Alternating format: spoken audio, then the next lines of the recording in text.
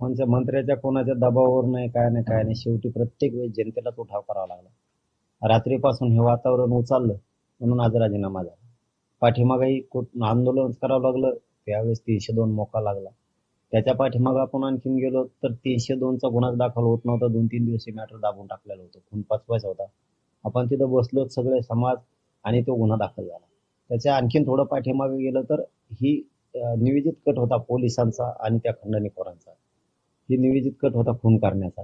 म्हणजे ज्या ज्या वेळेस आंदोलनच करावं लागले त्या त्या वेळेस न्याय मिळालेला आहे. कुणाच्या दबावावर नाही. आणि सीएमच्या आणि त्या उपमुख्यमंत्र्यांच्या म्हणण्यावर होणारा असतं राजीनामा, तर घटना घडली की दुसऱ्या 2-3 दिवसातच झाला असतं. त्यांना द्यायचंच नव्हतं. एक क्रूर हत्या घडून आणणारा शत्रू त्यांना वाचवायचा होता. कारण धनंजय मुंडे 302 मध्ये 100-150 लोक आहेत, आणखी 100 ते 150 लोक, ते सगळे जाणार. धनंजय मुंडे 302 मध्ये. कारण वाल्मिक काय नाव आहे त्याचं, सरमाड, हा, त्यो पैसे कमीच होते याच्यासाठी. धनंजय मुंडेसाठी पाप कोणासाठी केलं त्यांनी, धनंजय मुंडेसाठी. उलट त्या सरमाड्यांनी का खरमाड्यांनी त्यांनी मान्य न्यायालयात सांगितलं पाहिजे आता की मी जे हे खुना केले, पैसे जमा केले, हे जे पाप केलं तर मी धनंजय मुंडेसाठी केलेलं आहे. कारण त्याला बोलणं गरजेचं आहे. पाप डोक्यावर ठेवून त्यांनी मरू नये. तो मरणारच आहे आता त्याला फाशीच आहे. त्यामुळे त्यांनी पाप डोक्यावर घेऊन मरू नये.